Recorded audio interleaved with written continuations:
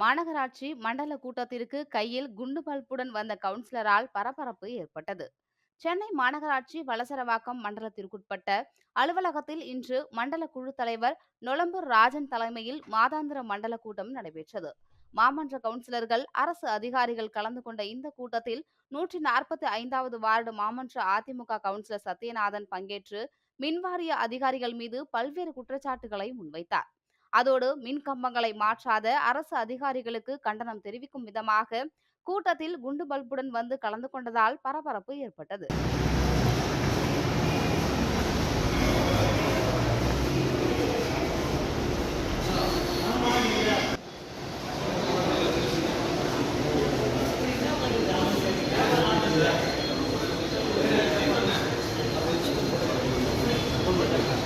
கொஞ்சம் பாஸ் பண்ண முடியும். என்ன காரணம் இப்ப அங்கன்வாடி மையத்துக்கு சேர்த்து நிறைய பள்ளிகள் தண்ணி பிரச்சனை பிரச்சனை. அதே போல லாஸ்ட் டைமே கேட்கறேன், போலீஸ் டிபார்ட்மெண்ட் யாரும் வரமாட்டாங்க. நம்ம லெட்டர் கடிதம் என்ன காரணம் சொல்லிடுறேன். இன்னைக்கு காலைல தினகரன் நாளையில ஒரு இருக்கிற வார்த்தையை மழை காலத்துல அதிகமா பாதிக்கப்பட்ட நீங்களும் எம்எல்ஏவோ வந்து உள்ள அதிகமா ஆச்சு வாழ நம்ம வாழ்தான் எவ்வளவு கஷ்டப்படும் சொல்லுவாங்க.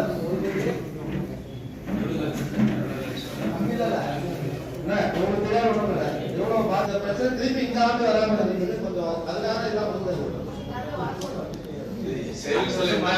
சீக்கிரம் சொல்லுங்க. என்ன இருக்கோ அது டைவர்ட் பண்ணுங்க. ஒரு முழு போதை ஒரு பெரிய போதை இருக்கு. நான் கிட்டத்தட்ட ஒரு 4 மாசமாவே உங்களுக்கு அந்த ஒரு மாசத்துக்கு நீங்க போடுறதுன்னு சொன்ன போட்டீங்க. எதுவுமே இல்லை. ஒரு 3 நாளா பார்ப்போம் பாம்பு. அந்த பாம்பு வந்து பக்கத்துல கேர்ள்ஸ் ஸ்கூல்ல போயிடுது. சரிங்களா? பக்கத்துல 2,000 படிக்கிறாங்க. அவங்களோட டாய்லெட்லாம் போனத கொஞ்சம் நீங்க இருந்து கண்காணிச்சு இந்த நானும் பண்றேன். அதை போட்டு ஃபுல்லா கிளீன் பண்ண சொல்லுங்க சார். அந்த செடியெல்லாம் ஃபுல்லா நீங்க நம்ம எல்லாம் பண்ணுவாங்க. நல்லா எடுத்து பேசுவோம். கொஞ்சம் நாளைக்கு முடிச்சிருங்க. பாத்தீங்கன்னா ஸ்கூல்ல கழிச்சு முடிச்சிருவாங்க. பெரிய லெவல்ல பரவாயில்ல முடியாது. ஃபுல் வெஹிக்கிள் விட்டுறாங்க. ஒரு கார் போனா கூட சின்ன ரோட்ல ஒரு 20 அடி ரோட்ல ஒரு பக்கமும் கார் போகாது, 2 பக்கம் கார் போக முடியல. இது எனக்கு நடந்தது. ஒரு இடத்துல நீங்க ஃபோன் பண்ண வேண்டியது.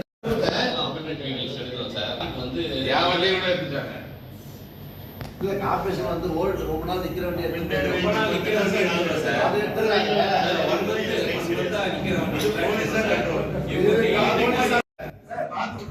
ஓல்ட் வண்டியில எடுத்துறாங்க. இது டிராபிக் தான் பார்க்கணும். ஆனா டிராபிக் தான் சார் பார்க்கணும். அதுதான் கேட்டேன். டிராபிக் போலீஸ்காரங்க கேட்டேன். அதுமே சொல்லுங்க. மழை காலம் வந்து தண்ணி வந்துச்சுன்னா நல்லா வந்து கடற்கரை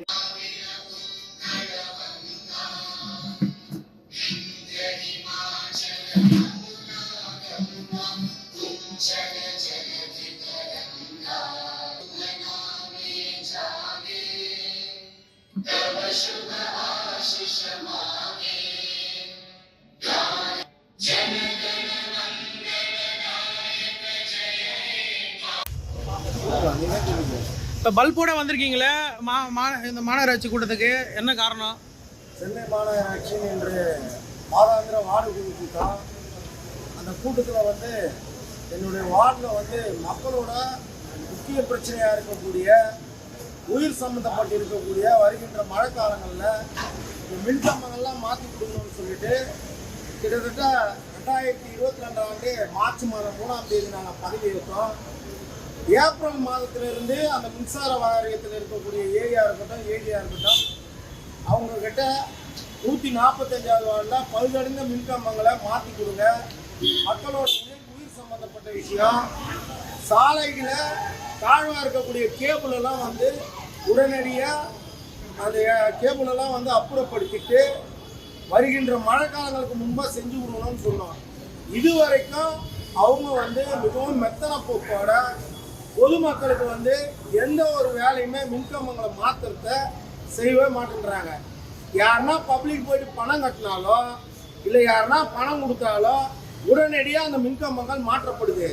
மக்கள் பிரதிநிதி அந்த வார்டோட மாமன்ற உறுப்பினர் நான் போயிட்டு இது சம்பந்தமாக உயர் அதிகாரிகிட்ட மனு கொடுத்துருக்குறோம். எஸ்சி கட்டியும் இது சம்பந்தமாக பேசியிருக்கிறேன், டி கட்டியும் பேசியிருக்கிறேன். இது வரைக்கும் 145வது வார்டில் எந்த விதமான நடவடிக்கை எடுக்கல.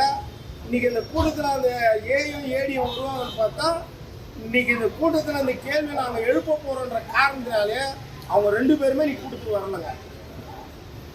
இப்போ சமீபத்தில் கூட பார்த்தீங்கன்னா இது சம்பந்தமா டேட்டே காட்டுறோம் பாருங்க. ஒரு மின்கம்பா சாஞ்சி சாலையில் விழுந்திருக்குது. இப்போ அது விழும்போது அந்த மின்கம்பத்தில் கரண்ட் இருந்தது. அந்த பகுதியில் ஒரு குழந்தையும் இல்லை யாரோ ஒருத்தர் வேலைக்கு போகிறவங்களோ வந்திருந்தா உயிர் சேதம் ஏற்பட்டிருந்தா அது இந்த மின்சார வாரியம் பொறுப்பு எடுத்துக்குமா? அதிகபட்சம் இதை தண்டனையான என்ன கொடுக்க போகிறாங்க? அந்த அதிகாரிகளுக்கு சார்ஜ் மெமோ கொடுப்பாங்க. அதிகபட்சம் அவங்கள வந்து இடைநீக்கம் செய்வாங்க. போன உயிர் திரும்ப வருமா? எதற்காக இந்த மின்சார வாரியத்தில் இருக்கக்கூடிய இந்த அதிகாரிகள் இவ்வளவு மெத்தனை போக்கோட நடந்து கொள்றாங்க? நான் எந்தெந்த டேட்டில் கொடுத்தேன்னு சொல்லிட்டு எல்லாமே எவிடன்ஸ் வச்சிருக்கேன். இங்க பாருங்க, இந்த தாழ்வான மின்கம்பம் இங்க கேபிளை எடுத்து கட்டுங்கன்னு சொல்லிட்டு சொன்னோம். இதுவரைக்கும் பல்லவ நகர் பகுதியில் அதை செய்யவே இல்லை. 4 முறை இது வரைக்கும் ஏஐக்கு நாங்கள் அனுப்பிச்சிட்டோம். இப்போ அங்கேருந்து பப்ளிக்கு எனக்கு ஃபோன் பண்ணியிருக்காங்க. நீங்கள் அனுமதி கொடுத்தீங்கன்னா இப்போ நான் ஸ்பீக்கர் ஃபோன் போடுறேன். அந்த பப்ளிக் எத்தனை முறை அந்த கேபிளை மழைக்காலங்க லாரி போயிட்டு கேபிள் டேமேஜ் ஆயிடுச்சுன்னு சொல்லியும் வேலை செய்ய மாட்டேன்றாங்க. மின்சார வாரியத்தில் இருக்கக்கூடிய அதிகாரிங்க மாதிரி எந்த துறையிலும் அவ்வளவு ஒரு மெத்தனை போக்கோடு இருக்கக்கூடிய அதிகாரிகளை நான் பார்த்ததே இல்லைங்க. இன்னைக்கு என்னுடைய எதிர்ப்பை தெரிவிக்கும் விதமாக வார்டு குழு கூட்டத்தில் இன்னைக்கு நான் உள்ள வந்து இது சம்பந்தமா பேசினேன். அந்த அதிகாரிகள் வராததை கண்டிக்கும் வகையில் இன்னைக்கு நான் வந்து இந்த பத்திரிகையாளர் சந்திப்பில் என்னுடைய வார்டு பொதுமக்கள் பிரச்சனையை சொல்றாங்க. தமிழ்நாடு மின்சார வாரியம் எதற்காக பொதுமக்கள் கிட்ட மின்சார கட்டணத்தை வாங்குறாங்க? கன்சியூமரோட பாதுகாப்பு நலன் கருதி தான். அவங்க என்ன சொல்றாங்க? பாதுகாப்பான மின்சாரம் நாங்கள் வழங்குவோம் தான் மின்சார வாரியத்தோட சட்டத்திட்டங்கள்லேயே இருக்குது.